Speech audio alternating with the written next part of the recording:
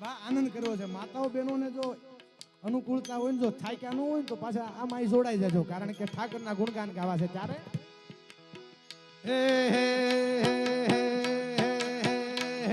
વેગે ચડીને વારે સંકટ બધા સુધારે